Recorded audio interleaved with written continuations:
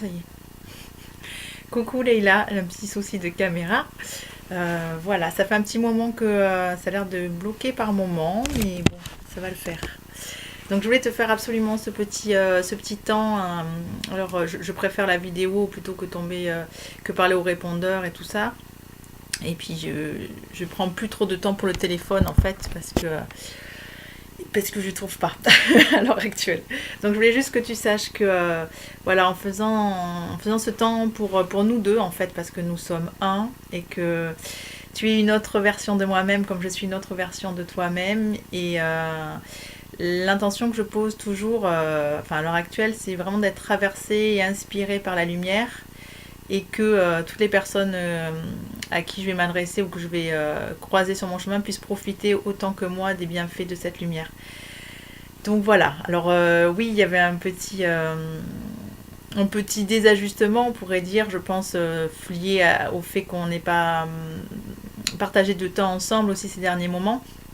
Et voilà, avec des choix respectifs qui nous ont amenés un petit peu ailleurs. Donc voilà, je voulais juste te faire court, te dire que je tenais vraiment très fort à toi, que j'aime particulièrement ton intelligence, que j'aime particulièrement ta capacité à aller à l'essentiel et ta capacité commerciale en fait, hein, qui est loin chez moi et que tu actives forcément dès que je te vois.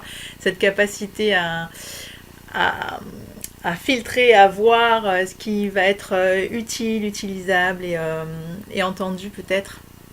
Sans ça, je dis le côté commercial, il n'y a rien de négatif là-dedans, au contraire. J'aime beaucoup ta capacité à plonger, à te remettre en question, à étudier, à ton côté chercheur que j'ai aussi et qui a fait qu'on ait passé d'aussi bons moments et qu'on puisse s'entendre, partager et tout ça. Voilà, donc c'est vraiment ça qui prime chez moi, qui prime voilà, je vois ça surtout en toi et ton envie aussi de faire rayonner la joie en permanence, voilà, que je trouve très chouette, voilà, donc c'était riche de tout en fait. C'est pas la question, il n'y a rien à jeter, rien à critiquer ni à juger. Voilà, ce qui nous a séparés, ben peut-être c'est, je te l'ai dit, c'est tu sais ma propension à l'influence entre guillemets qu'on a tous, mais que la mienne est peut-être particulièrement développée. Voilà, tout ce qui a peut-être qui passait plus, c'était au niveau de l'écoute, la capacité d'écoute. C'est vrai qu'à un moment donné où on travaille beaucoup sur nous et qu'on avec la PNL et l'entente, on passe dans un espèce de filtre. C'est une autre identité en fait qui se crée. C'est ce que je voulais te dire dans l'identité du coach. C'est-à-dire que le coach interférait tout le temps. Moi, je me vois le faire, hein, donc et c'est vrai qu'en étant influent, peut-être je suis plus réceptive à ça, mais quand on est coach, on entend avec les freins, les limitations, etc. Et c'est vrai qu'il y a plus cette écoute cœur à cœur où tu es passé par là à un moment donné avec ce je ne sais pas, je ne sais pas, je ne sais pas qui fait qu'on va se connecter vraiment à l'essence de nous-mêmes, à la source.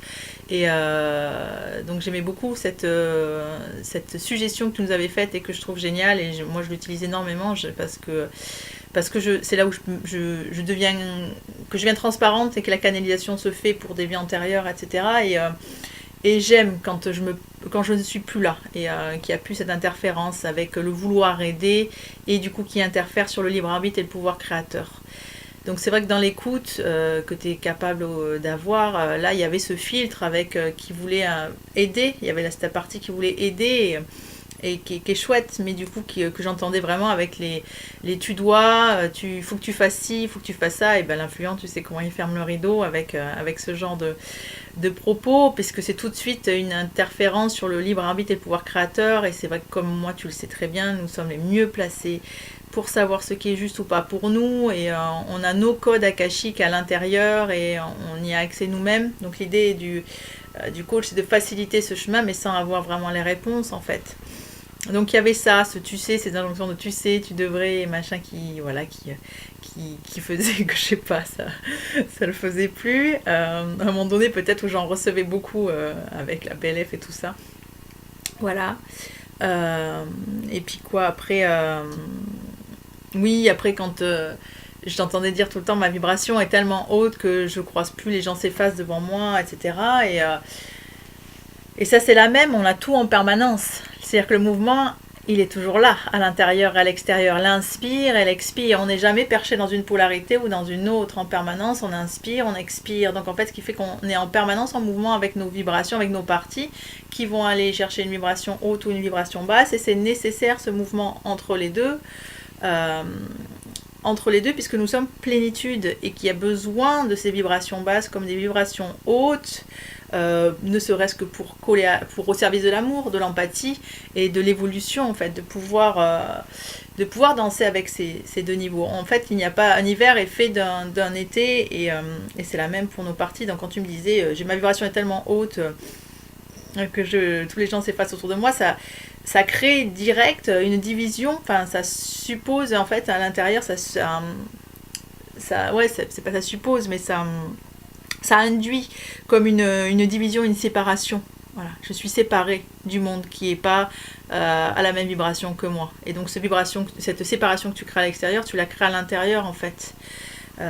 Donc c'est pas au service de l'union et de l'amour et de la fusion. Donc c'est vrai que j'entendais ça souvent et je me disais bon ben rideau. Moi ça me coupait direct. Je dis bon ben elle est seule avec elle-même, bon c'est des temps et enfin voilà et ça je me parle à moi quand je te parle, c'est juste que voilà, nous sommes un toujours. Et voilà, c'était ça qui a fait que sans doute et puis voilà, et puis moi comment on pourrait dire, de mon côté, ouais, cet alignement qui se fait pas, j'en ai vraiment toutes les. On peut exprimer aux autres ce qu'on a le plus besoin pour soi-même.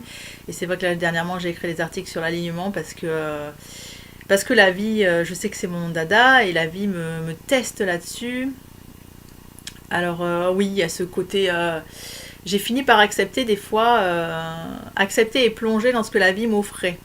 Moi j'ai demandé beaucoup de soutien, je me suis ouvert à la magie de tout ce que le quotidien nous apporte en permanence, ce côté magique, et au niveau du soutien c'est vrai qu'il y avait comme un blocage sans doute à l'intérieur, je ne sais pas, mais en même temps je crois aussi que des fois il est au service de notre souffle, aller encore plus profondément dans ce pourquoi on est là et quelle est notre mission. Elle se teinte d'épreuves par lesquelles on doit passer, et c'est vrai que je me retrouve dans cet isolement, on peut dire solitude, qui est exagéré puisque je rencontre du monde quand même, mais je veux dire dans élever mon enfant. Voilà, c'est un temps plein depuis 6 ans avec Eden. Ma mère a dû garder Eden 3 fois 2 jours ou 3 jours. Et c'est un non-stop, pas de pause entre faire à manger que je veux évidemment faire de manière le plus parfaite possible, sans tomber dans le critère madame parfaite, mais j'ai besoin de ça, de m'adonner à la nourriture, de créer qu'elle soit saine et bonne. J'ai un jardin que j'entretiens en permanence, j'ai du linge à faire, j'ai des courses à faire comme tout un chacun. Qu'est-ce que c'est que ce bean ça? J'espère que tu me vois toujours, parce que j'ai un truc qui se met sur l'écran. Et donc voilà, et c'est vrai que entre le temps pour ma fille, c'est 8-9 heures par jour. Si on calcule, je me suis amusée à le calculer, c'est 8-9 heures par jour un enfant. Quand on fait une moyenne sur la semaine avec les mercredis, les samedis et dimanches où elle est en ma présence. Et ensuite, notre boulot, donc mettons 5 heures et plus le travail à la maison, donc c'est un sacerdoce pas possible. Donc là, ça bouge beaucoup chez moi. J'ai eu un gros effondrement physique là depuis 15 jours où j'étais obligée d'entendre ce ras-le-bol, d'entendre un fonctionnement différent, ce qui a induit forcément plus de communication bienveillante avec Eden, d'entraide. Et puis là, j'ai des amis qui se manifestent, me proposer à me garder Eden. Bon, c'est des propositions, c'est pas encore fait, mais des propositions à prendre Eden l'après-midi, etc. Donc c'est vrai qu'il y a tout ça aussi qui fait que voilà, ma priorité, et donc j'ai vraiment envie de créer des contenus, j'ai des idées de formation et j'ai trop peu de temps pour le faire, avec une injonction temporelle. Alors je fais beaucoup dans l'aisance, la grâce, et je me sens pas limitée par le temps, mais mine de rien, quand il y a 2 heures pour mettre en place une formation, ça reste que 2 heures quoi. Alors même si j'ai beaucoup de contenu qui arrive, c'est l'histoire de revenir en fait dans voilà, t'as plein d'idées, t'as commencé à écrire et puis t'as coup t'es coupé parce que tu dois les préparer à manger, tu dois t'occuper de ta fille et tu t'y remets que 4 jours après, et il y a ce truc de mince, j'en étais où quoi. Donc pour le bouquin c'est pareil, et il y a tout ça qui que j'accepte maintenant, mais qui m'a beaucoup frustrée, je l'avoue. Et ça pouvait peut-être d'ailleurs interférer, c'est peut-être ça que tu as senti dans l'histoire de la compétition, mais vraiment il n'y en a aucune, au contraire, hein, moi tu m'inspires beaucoup. Et je me sens inspirée plus que limitée, c'est vraiment le truc. Et puis âme sœur. Donc c'est vrai que j'avais beaucoup de frustration, d'écœurement de cette solitude, amertume, et que j'ai retrouvé au niveau de la Belle Ève parce que j'ai forcé. La Belle Ève faisait tous ses web coaching le soir, et donc je faisais le soir jusqu'à 10h du soir avec ma fille qui se débrouillait pour manger et prendre son bain. Ça a été beaucoup en force pendant un an, et puis ben voilà, j'ai eu le retour de manivelle avec plus de justesse. Donc juste voilà, je vais pas passer 10 minutes, c'est long déjà à écouter, j'imagine. Donc je te fais plein de bisous, et je voulais juste te dire que voilà, t'es importante pour moi, vraiment, et que bon, ben, il faut accepter aussi ces moments où on n'a pas envie de se voir, c'est il y a des parties de nous-mêmes, tu le sais, hein, qu'on n'a pas envie de voir en ce moment. Et tout est parfait. Donc je sais que ça se fera avec fluidité. J'ai des envies là de stage de co-création avec d'autres thérapeutes. Peut-être que ça va te parler. Je vais essayer de communiquer dessus d'ici peu. Plein d'idées. Ça manque pas.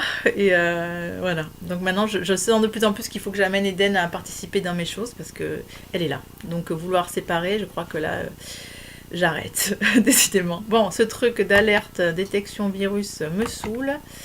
Il va falloir que j'aille voir ce que c'est. Voilà, donc j'ai oublié la création de mon site. Aussi, entretenir un site, c'est un truc de fou.